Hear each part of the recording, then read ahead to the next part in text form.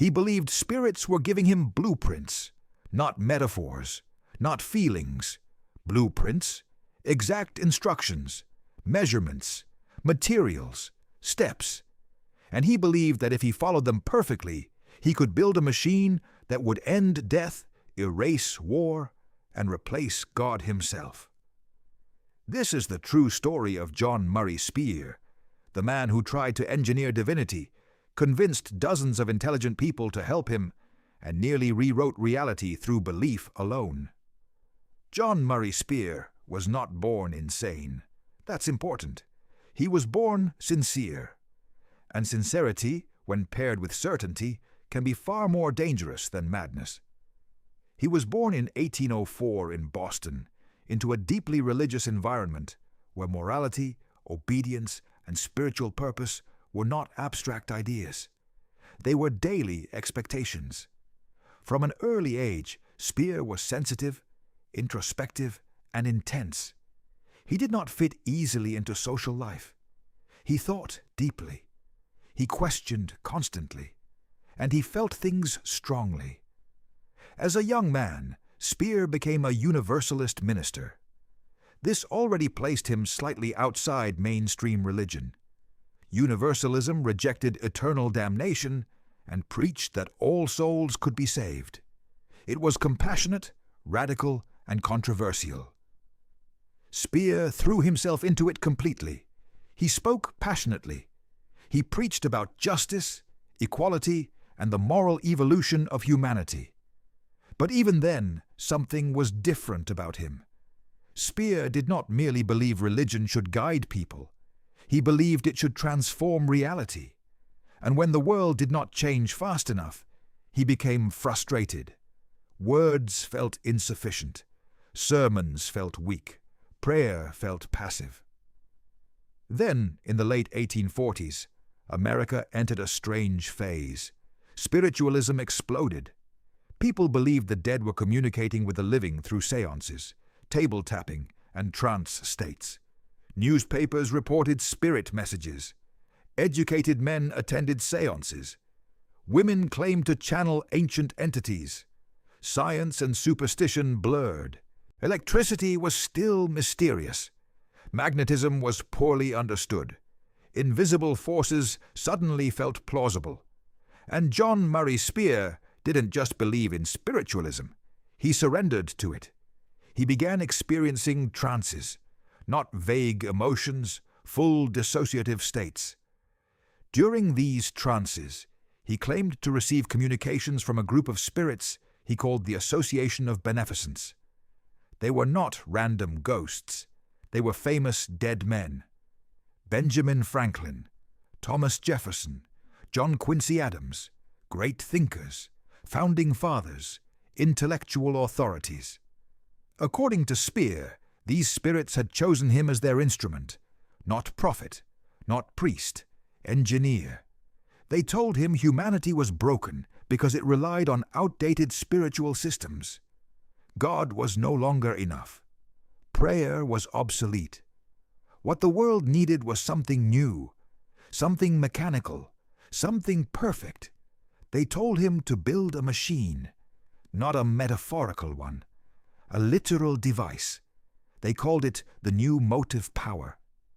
The machine, they claimed, would channel divine energy. It would harmonize humanity. It would eliminate disease, poverty, and war. It would usher in a new era where morality was enforced not by belief, but by structure. And John Murray Spear believed every word. He did not see himself as insane. He saw himself as chosen, and because he believed so completely, others began to believe too. Spear gathered followers, not idiots, educated men and women, reformers, abolitionists, spiritualists, people already dissatisfied with the world and hungry for something transformative. He spoke calmly, softly, with absolute conviction.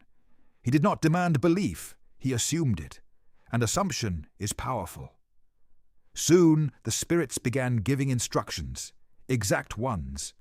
Spear would enter a trance and dictate plans for the machine. His followers wrote everything down: copper wires, magnets, zinc plates, glass cylinders, chemical baths. The machine began to take shape piece by piece. They built it in secret. The device grew larger and more complex. A bizarre fusion of early electrical components, mechanical parts, and symbolic elements. Some parts had no clear function. Others resembled crude batteries or motors. All of it was treated with reverence. This was not engineering in the modern sense. This was ritual disguised as science. Speer insisted the machine was not complete without a soul. Just as humans required birth, the new motive power required incarnation. And for that, it needed a womb. One of his female followers was selected. She was called the New Mary. Her role was to symbolically give birth to the machine. For weeks she lay beside it, performing rituals, entering trances, breathing in unison with the device. This was no longer spiritualism. This was the creation of a god. And no one involved thought this was metaphorical. They believed the machine would awaken. They believed history was about to end. They believed John Murray Speer was midwifing the future. The day they prepared for the birth of the machine felt nothing like a scientific milestone. It felt religious, heavy, charged. The air in the room was thick with expectation and fear, the kind that comes when people believe something irreversible is about to happen.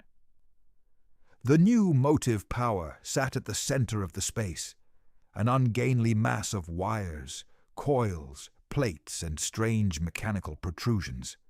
To an outsider, it looked like junk assembled by obsession. To those in the room, it was an unfinished god. John Murray Speer moved slowly, deliberately. He had not slept much in days. He claimed the spirits were restless, impatient. According to him, Benjamin Franklin himself had insisted the moment was near, that the world was ready, that delay could damage the moral future of humanity. Speer spoke these words without drama. He didn't raise his voice. He didn't demand applause. He spoke the way a man speaks when he believes history is standing directly behind him, watching. The woman chosen as the new Mary was already in position. She lay beside the machine, pale and exhausted, surrounded by followers who whispered encouragement and prayers. She had been fasting, meditating, preparing herself to become the vessel through which the new motive power would be born into the world, not symbolically, literally. Speer entered a trance. Witnesses later described his body going rigid, his breathing slowing, his eyes unfocused. His voice changed, not dramatically, but subtly, flatter, colder, more precise. He began to speak instructions, corrections, confirmations. Followers adjusted wires, repositioned components, turned screws by fractions of an inch. Every movement was treated as sacred. Any mistake could delay salvation itself. Hours passed. Nothing happened. At first, no one panicked. Birth takes time, they told themselves. Transformation is not instant. Faith stretched to fill the silence. They waited. They watched the woman breathe. They listened to the machine for signs of awakening, a vibration, a hum, anything. Eventually, Speer came out of the trance. He looked confused, disturbed. The spirits, he said, were disappointed. Something had gone wrong, not with the machine, with humanity. The world was not ready. There was too much skepticism, too much resistance, too much moral impurity outside the room. The machine could not awaken under such conditions. This explanation satisfied no one and everyone at the same time. They tried again. More rituals, more trances, more adjustments. The machine was dismantled and rebuilt repeatedly. each time supposedly closer to perfection. Each failure was reframed as proof that success was near. This is how belief survives contact with reality. It mutates. But eventually, the outside world found out. News of Speer's machine spread beyond the circle of believers. Newspapers mocked it. Scientists ridiculed it. Clergy condemned it as blasphemy. Locals became angry. This was not just eccentricity anymore. It was heresy dressed as technology. Crowds gathered. Some came to laugh. Others came to protest. Others came afraid that something unnatural was happening behind closed doors. Rumors spiraled. Some claimed Speer was building a weapon. Others believed he was summoning demons. In an era where electricity itself was barely understood, imagination ran wild. One night, a mob arrived. They forced their way inside. The machine, this would-be god, was no match for fists, clubs, and fear. Pieces were ripped apart, wires torn loose, plates shattered. What had taken months of ritualized construction was destroyed in minutes. Speer was powerless. He did not fight. He did not scream. Witnesses said he watched silently, as if observing the execution of a living being. When it was over, the new motive power lay in ruins, scattered across the floor like the remains of a failed miracle. The followers were devastated. Some wept openly. Others fled. A few turned on Speer, accusing him of deception. But many did not abandon him. They couldn't. To do so would mean admitting that everything they had sacrificed, time, money, dignity, sanity, had been for nothing. So Speer adapted. He claimed the spirits had foreseen the destruction, that the machine had served its purpose simply by existing, that humanity had rejected salvation and therefore deserved what came next. He reframed failure as prophecy fulfilled. But something had changed. The certainty was gone. Speer drifted after that. He continued to write, to speak, to believe. But the movement never regained its intensity. The world moved on. Science advanced. Electricity became understandable. Machines became practical. And the idea of building God began to sound less like revelation and more like delusion. John Murray Speer died in 1887, largely forgotten. No machine ever awakened. No new era began. No divine mechanism replaced faith. But the story lingers for one reason, because nothing about it required stupidity. The people who followed Speer were thoughtful, idealistic, intelligent. They wanted a better world. They wanted certainty.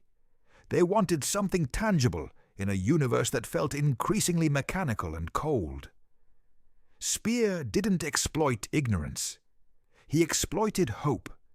He spoke with authority. He used structure.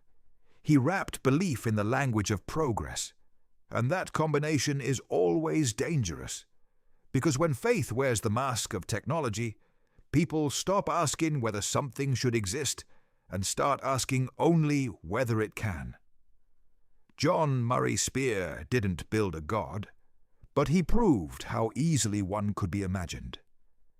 After the machine was destroyed, something quieter and far more unsettling began to happen. The followers didn't leave all at once. Belief doesn't collapse like a building. It erodes like a shoreline, slowly, unevenly, one person at a time. Some of them stayed with John Murray Speer for weeks afterward, helping him gather the broken pieces of the new motive power, as if they were relics. Bent wires were wrapped carefully in cloth. Shattered glass was collected. Even fragments that clearly served no purpose were treated with reverence. These weren't scraps to them. They were proof that something sacred had almost happened. Others couldn't stand to look at him anymore. They avoided his eyes. They stopped attending gatherings. They told themselves they had been part of an experiment, not a faith, that they had been curious, not convinced, that they could leave without consequences. But belief always leaves residue. Several followers later admitted that for years afterward, every major invention unsettled them. Telegraph wires, early generators, electric lighting. Each breakthrough felt like an echo of the machine that was never born. Progress itself became uncomfortable. They had once believed salvation could be assembled by hand, and the world kept reminding them how close that idea felt. Speer, meanwhile, rewrote the story in his own mind. He began claiming that the new motive power had never been meant to function physically, that the true machine had existed on a spiritual plane, and the physical version was only a symbol. He said humanity had failed the test, that the mob's destruction of the device proved the world was not morally ready for transcendence. This reframing was not strategic, it was survival. To accept that the machine had simply been wires and fantasy would mean accepting responsibility. It would mean acknowledging that he had led people into obsession, that he had crossed a line between belief and control, and John Murray Speer could not live with that. So instead, he doubled down internally, even as his public influence faded. He continued writing dense, circular texts about spiritual mechanics and moral forces. Fewer people read them. Those who did found them increasingly incoherent. The clarity that once made his certainty so compelling had dissolved into abstraction. His thoughts no longer formed bridges. They formed spirals. And yet, Speer never recanted.